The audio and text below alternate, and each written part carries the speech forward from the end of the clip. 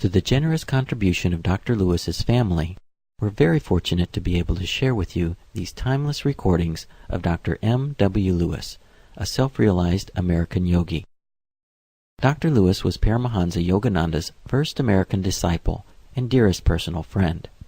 The wisdom Dr. Lewis imparts through these teachings will give you a dynamic and practical insight into the ancient science of yoga as taught by Paramahansa Yogananda.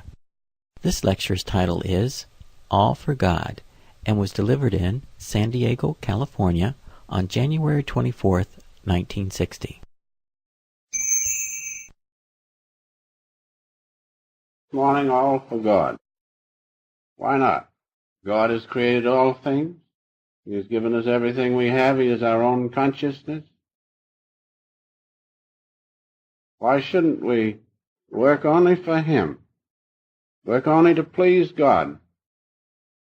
And then we are safe and secure. Everybody wants to escape pain. You can analyze your situation, and you'll find it reduces to that simple thing, that we want to escape pain permanently. We do not want just to feel well for a certain length of time and then have to revert to pain again. We want to be free from pain permanently. And we can do it easily if we will realize the simple truth, all for God. All for God. And freedom from pain is found only in God, only in His consciousness. God is ever conscious, blissful, eternal existence. Ever conscious, not just for a certain period of time, ever conscious, ever blissful, ever eternal existence is God. And that's your own consciousness, right within yourselves, but it is covered up by attachment, as I pointed out earlier this morning, attachment to these states of consciousness which are impermanent and in which pain exists. Pain exists in outward consciousness, contrast consciousness. It does not exist in the one consciousness of God without its delusion, without its duality. It does not exist there, and if you'll meditate a little, you can prove it easily. But it does exist in this outward consciousness. Certain amount of pain we can rise above by our will. But deeper and more severe pains, it's impossible to rise above them without superseding the consciousness where pain exists, or God's consciousness, and be in it. Then you can absolutely rise above any pain. But some of the deep-seated pains, well, it's good we have a few medicines we can take, because not everyone can do that. But we can, by perseverance, following God, seeking Him in every action, we can at will be in His presence, be above pain. Now we have to do that, we have to learn that in this life. If we do not learn it in this life, learn how to do it, how can we expect to know God in the next life? You have to know how to do it in this life. You have to learn to contact God in this life.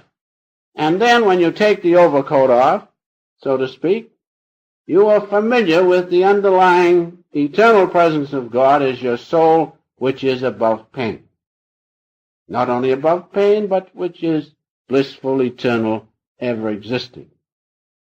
So naturally, all for God is a natural and simple way we should live, because He is and constitutes all things. Even in this world existence, if somehow we are fortunate enough to have things go our way, so to speak, and break for us and enjoy it, it's only for a limited time. We all, after a few years, will be not here, at least. We will not be here. Why not be conscious of that eternal existence and to be able to live with the Father eternally? To be always with Him. His consciousness is always there. That doesn't change, but we change. That is, we do not know that we are one with His eternal consciousness. We have to learn that. Learning it, at will we can be with Him. That's why this subject this morning, All for God, is very important. And if we can realize that God is the sole doer, that's the key. And we think we do it. We think that we are the doer. We are not the doer. It is none other than God's consciousness playing a certain part through you and through me. None other than His consciousness is doing that. He is the sole doer. But He is so clever by His delusion that He makes us think that we are apart from Him. That's what it is. He makes us think and feel we're separated from Him. Why does He do that? So He can enjoy the little part we are playing. And so whatever you do, realize it is God who is doing it. Even if you're doing things which you shouldn't do. You have a right to realize it is God who is doing it, but you have to realize it in the right way, not to escape and do it eternally, but to just understand He is the doer. And when you understand that, it will fall off naturally. It will fall off itself.